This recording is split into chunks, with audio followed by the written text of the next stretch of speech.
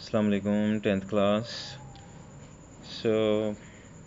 आज आप पढ़ेंगे nationalisation of banks and insurance company. पहले हमने पढ़ा था वो कौन सी कंपनीज थी भुट्टो ने जिनको नेशनलाइज कर दिया था, यानी अपनी हुकूमत की तहवील में ले लिया था। तो वो नाम आपने देखा था, सीमेंट इंडस्ट्री, आयरन इंडस्ट्री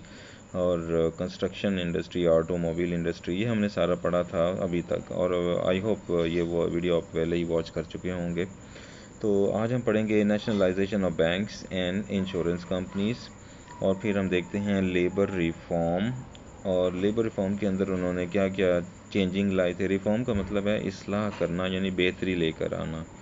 तो वो क्या क्या बेहतरी आई थी लेबर्स के हवाले से, मज़दूरों के हवाले से। तो ये आज आपका आर्टिकल है, इसको आपने ध्यान से सुनना है, वॉच कीजिए बार बार, सो दैट आप इसे अंडरस्टैंड कर सकें। तो अब इसको आप सुनते हैं। Nationalisation of banks and insurance companies, यानी नेशनलाइजेशन पहले यानी बैंक्स को हुकूमत के सुपरविजन में ले लेना, और इंश्योरेंस कंपनीज को द बिग कैपिटलिस्ट फैमिलीज, जितने भी मैंने पहले भी आपको बताया है कि जितनी भी सरमायादार कंपनीज थीं, और उधर हैड देयर ओन बैंक्स, उनके अपने अपने बैंक्स भी थे, और इंश्योरेंस कंपनीज, और उनकी अपनी इंश्योरेंस कंपनीज थी, विच वर इनकरेजिंग द कैपिटलिस्ट सिस्टम, जो कि सरमायादाराना निज़ाम को हौसला परवान चढ़ा रही थी आस्ता आस्ता।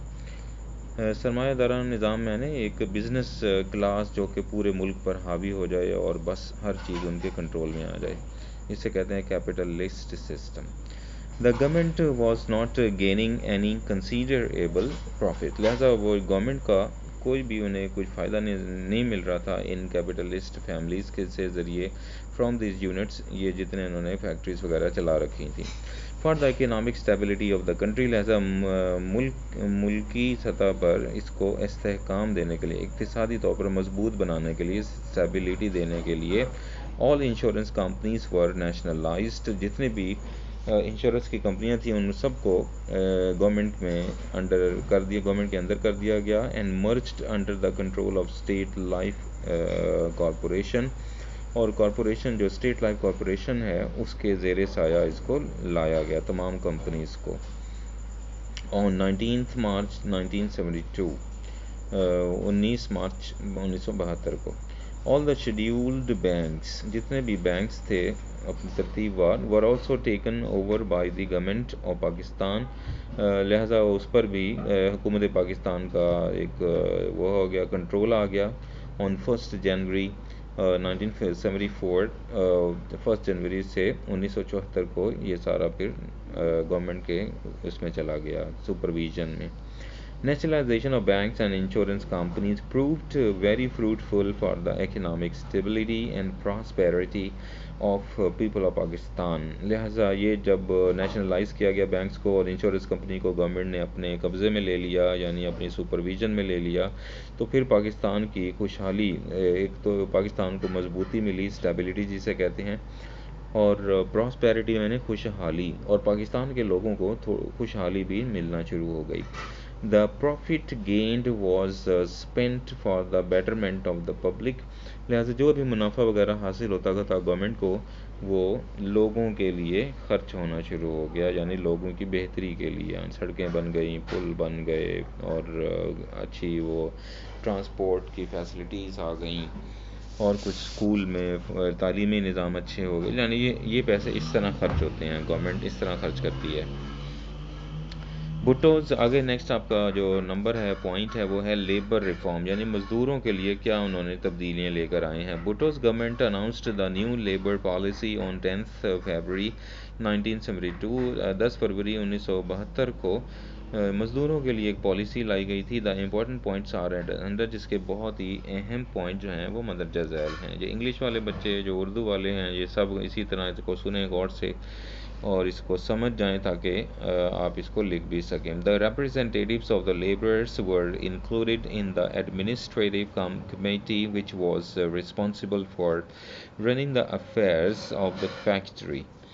تو یہ جتنے نمائندے تھے مزدوروں کے اس کے اندر وہ جتنا بھی انتظامی عملہ تھا، ایڈمنسٹریٹو کمیٹی تھی وچ واز رسپانسبل، جو ان کی ڈیوٹی یہ تھی کہ وہ فیکٹری کے جتنے معاملات ہیں ان کو وہ ڈیل کریں گے، یعنی ان کو دیکھیں گے، اور their representation was 20% of the total strength and they had the right to check the accounts and stores, اور their representation was 20% of the total strength, اور 20% انہوں نے اپنی آپ کو یعنی آ کے عملی طور پر اس کو ڈسکرائب کرنا تھا، بیان کرنا تھا اپنے اس کی اسٹرینتھ کو، تعداد کو،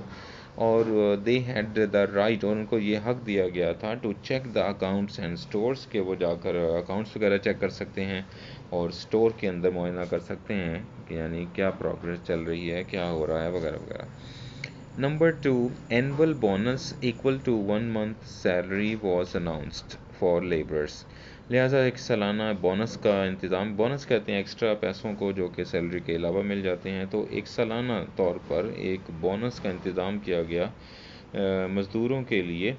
special bonuses were also announced, اس کے علاوہ کچھ خاص قسم کے بونس بھی تھے، in case the production increased, اگر وہ فیکٹری کے اندر پروڈکشن انکریز ہوتی ہے یا پیداوار میں اضافہ ہوتا ہے یا اچھا پرفارمنس ہوتی ہے، تو اس کی بنا پر کچھ اور بھی بینیفٹس رکھے گئے مزدوروں کے لیے۔ یہ گورنمنٹ سطح پہ ہو رہا ہے سب کچھ۔ پوائنٹ نمبر 3 پہ ہے the working time of the labourers was reschedule, as جو ورکنگ ٹائم تھا، یعنی کام کا جو ٹائم تھا، صبح کتنے بجے آنا ہے، شام کو کتنے بجے جانا ہے، وغیرہ وغیرہ، تو وہ مزدوروں کا جو تھا اسے دوبارہ ترتیب دیا گیا، ری شیڈیولڈ کیا گیا، اور 48 hours with in a week were regulated instead of 54 hours، لہٰذا پورے ہفتے میں 48 گھنٹے انہیں کام کرنا تھا، پورے ہفتے میں، ہفتے کے جو گھنٹے بنتے ہیں نا 48 hours، وہ ایک ہفتے کے بات کر رہے ہیں۔ ور ریگولیٹڈ انسٹیڈ آف 54 hours، بنسبت اس کے کہ 54 گھنٹے یعنی 54 گھنٹے کام کریں گے ہفتے میں، انہوں نے 48 گھنٹے کام کیا، تو یہ ایک بہت اچھا یعنی انوائرمنٹ ہے کام کا اگر آپ گھنٹوں کے حساب سے دیکھتے ہیں weekly. They would be given extra remuneration if they willingly worked overtime، اور وہ لوگ جو 48 گھنٹے تو نارمل ڈیوٹی تھی ان کی، لیکن وہ لوگ جنہوں نے 54 گھنٹے کام کرنا چاہا اور کام کرنے کو ترجیح دیا، محنت زیادہ کرنے کو انہوں نے ترجیح دیا، تو ان کو پھر ایکسٹرا پیسے بھی مل جایا کرتے تھے گورنمنٹ کی طرف سے، جسے اوور ٹائم کہا جاتا ہے۔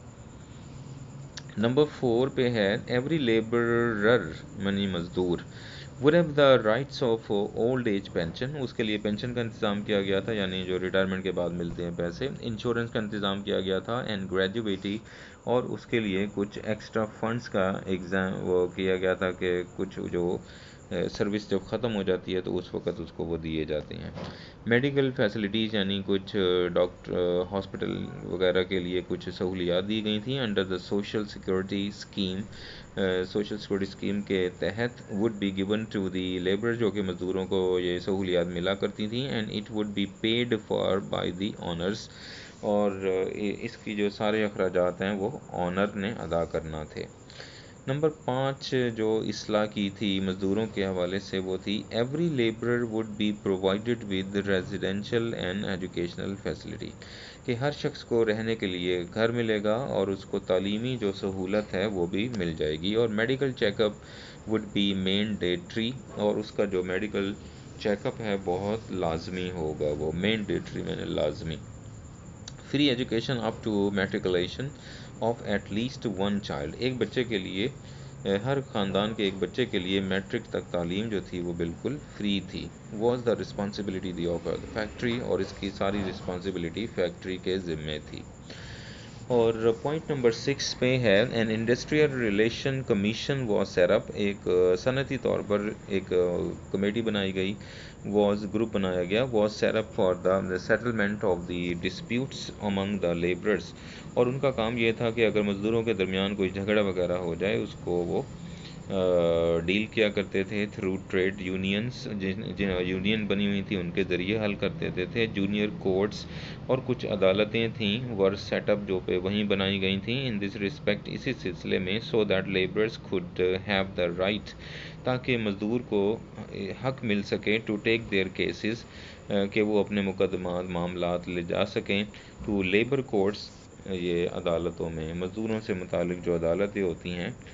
جو ان کے مسائل حل کرتی ہے، وہاں تک مزدور جائے اور اپنے لیے انصاف حاصل کر سکے. نمبر 7 پوائنٹ پہ a post of stewardship was created who was responsible for setting differences between the mill owners and the laborers. اور ایک خاص قسم کی پوسٹ پیدا کی گئی، ویکنسی پیدا کی گئی، جاب پیدا کی گئی، جس کی ذمہ داری یہ تھی کہ جتنے بھی وہ ہیں مل اونرز ہیں یعنی مالکان ہیں، اور جتنے بھی مزدور ہیں، مالکان اور مزدور کے درمیان تعلقات کو بہتر رکھنے کے لیے، یعنی پرابلمس کو ختم کرنے کے لیے یہ شعبہ ایک بنایا گیا تھا جسے کہتے ہیں اسٹیورڈشپ. تو اس کی یہ ذمہ داری تھی کہ مالکان اور مزدوروں کے درمیان ماحول اچھا رکھے، ان سے رابطے میں رکھیں. پوائنٹ نمبر 8 پہ ہے، لاسٹ پوائنٹ ہے یہ، مل اونرز یعنی مل جو یعنی مل ایک فیکٹری نما جگہ ہوتی ہے جہاں پر چیزیں اس طرح کام کاج ہوتا ہے، چیزیں بنتی ہیں، اسے مل بھی کہتے ہیں، فیکٹری کی طرح کا ہوتا ہے یہ سسٹم. مل اونرز یعنی مالکان جو تھے ور باؤنڈ، ان پر لازم تھا ٹو گیو سالڈ ریزنز، کہ وہ ایک مناسب ٹھوس وجوہات پیش کریں before termination of a labourer, اگر وہ کسی مزدور کو جاب سے نکالنا چاہ رہے ہیں تو اس کے لیے ٹھوس ثبوت پیش کریں فار جاب سیکیورٹی پرپس، اور یہ تھا مزدوروں کے لیے جاب سیکیورٹی دینے کا مقصد، so that unfair terminations could be avoided, تاکہ کوئی بھی ناجائز طور پر کسی کو نوکری سے نہ نکال سکے. تو بیٹا یہ سارے پوائنٹس ہیں، آپ نے اس کو یاد رکھنا ہے، اور یہی آپ کا آج کا آرٹیکل ہے کہ کس طرح مزدوروں کے بارے میں اصلاحات کی گئی ہیں، ان کی بہتری کے لیے کام کیے گئے. تو اسے آپ نے یاد رکھنا لیبر ریفارم کی سینس میں، اور یہ لیبر ریفارم تھا پوائنٹ، اور دوسرا تھا nationalisation of banks and insurance companies, کہ بینکس کو اور انشورنس کمپنی کو کس طرح گورنمنٹ نے اپنی تحویل میں لے لیا، اور پھر ان دونوں کی وجہ سے پاکستان کے لوگوں کو شروع میں کتنا فائدہ ہوا، اور آہستہ آہستہ ان کی جو اقتصادی اور معاشی حالت تھی بہتر ہوتی چلی گئی، اور پھر مزدوروں کے لیے کچھ یہ انہوں نے اصلاحات کی جس کے اندر ان کو میڈیکل فیسلٹی، تعلیم کی فیسلٹیز، ان کی جاب کی سیکورٹی کے حوالے سے، ان کو رہائش کا مسئلہ، اور ان کو کام کرنے کے جو گھنٹے ہوتے ہیں ان کے بارے میں ان کو سہولیات مہیا کی گئیں، اور پھر زیادہ سے زیادہ ان کی جو جاب سیکورٹی کے حوالے سے جو مالکان تھے اور مزدور تھے ان کے درمیان اچھا ماحول رکھنے کے لیے ایک کمیٹی بھی بنا دی گئی، اور پھر جو ہر مزدور تھا اس کے ہر طرح سے اس کو فیسیلیٹیٹ کیا گیا، یعنی اس کو سہولیات دی گئیں، اور کچھ ایسی یونینز بنائی گئیں جس سے آپس میں تاکہ، اور بلکہ مزدوروں کے لیے ایک علیحدہ عدالت ہی بنا دی گئی تھی تاکہ وہ اپنے معاملات جو ہیں ان کے اندر جا کر سالو کروائیں اور انصاف لے سکیں. اور پھر وہ سارا سلسلہ یہ بنایا گیا، اور اینڈ پہ یہ بھی آپ کو بتایا گیا ہے کہ کس طرح یہ ایک قانون بھی بنائے گئے مل اونرز کے لیے کہ وہ جب بھی کسی شخص کو جاب سے نکالنا ہوگا تو اس کے وہ ٹھوس ثبوت پیش کریں. ایسے ہی نہیں ہو سکتا کہ جس کو چاہے جو نوکری سے نکال دیں. تو بیٹا یہ سارا یاد رکھنا ہے آپ نے، یہ آپ کا آرٹیکل ہے آج کا. اللہ حافظ، thank you very much, take care.